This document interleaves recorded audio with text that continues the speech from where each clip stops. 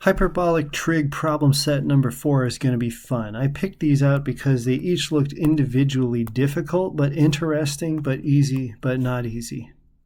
And I get it. That sounds completely backward. But I think if you've been doing these hyperbolics, you'll understand what I'm saying, how complicated they seem until you go to do them. And you remember from explainer video number 1, because I'm sure that you went through the explainer videos first, that the derivative of hyperbolic sine is just hyperbolic cosine. And you keep the inside, because chain rule says take the derivative of the outside function and leave the inside the same. And then we come out here and multiply by the derivative of the inside function. And this guy is done. That's all that takes. So that would be the answer for that one. And I included it just as a warm-up because Lord knows the next two aren't so simple. We've got arc in there. And the arcs are difficult. But if you went to explainer video, I want to say number 3, maybe it's number 4 or something like that, you might remember, I should write it out now, that the derivative of hyperbolic sine, arc hyperbolic sine, is equal to what? Do you remember how to do that? It's 1 over the square root of 1 plus x squared. X, of course, being the input. Goes there.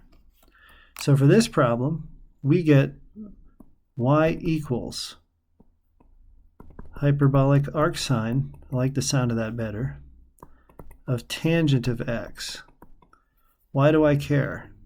Well, that's going to be derivative of the outside just like chain rule from before. So we're going to get 1 over the square root of 1 plus tangent of x squared.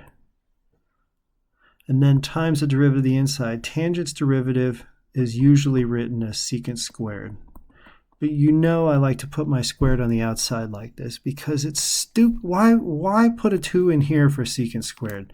That makes no sense.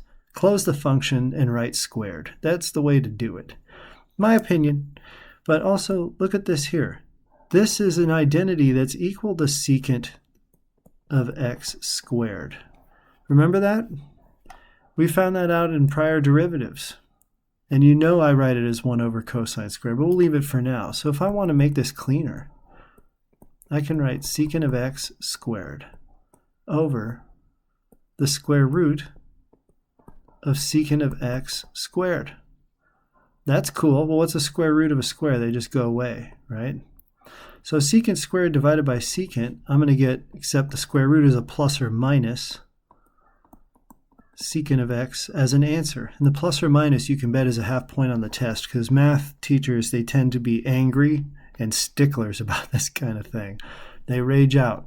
So make sure that you get the plus or minus on that square root. Do not lose half a point. You're going to need that to get your D.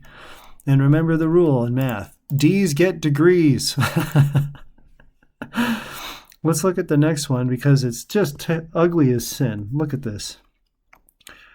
Y equals x times hyperbolic arctangent of x plus the natural log of the square root of 1 minus x squared. Why? Why? Why did he choose it? Let's just assume there's a good reason. Maybe it could be cool. And before we start, let's just remember the derivative of hyperbolic arctangent of x. Can't even say it right. It's so complicated. Why do I want to remember it? Why am I asking you to recall it? Not just because I want you to go back to explainer video number 3 or wherever I found it. It's because you need to actually know it. You actually do need to know it. So let's just keep in mind that it's equal to 1 over 1 minus x squared. You can find it pretty quickly, actually, if you try to derive it. But we'll just keep it in mind because what we're going to do for y prime to start is what? Here's two functions of x multiplied. So they're a product rule. U prime v plus v prime u. I'm sure you should be able to tell me that by now. I hope you can. So help me out here. What's u prime? Well, x, that's just 1. So we can just leave v by himself, hyperbolic arctangent of x. I'm getting tired of saying that phrase. V prime, what's that? 1 over 1 minus x squared times x times u. And then it's going to be plus this nightmare. Well, natural log is the outside function, so this is going to be a chain rule. 1 over, and let's write it as the power that it is, 1 minus x squared to the 1/2, times the derivative of the inside, so that'd be times 1/2. Uh-oh, I might have to come down here a little bit. Let's write it like this, times 1/2, 1 minus x squared to the negative 1/2, times chain rule again, inside there, negative 2x. Woo! Okay, we can do some cancel. This minus 2 and this 1/2 can go. So let's do some rewrites here.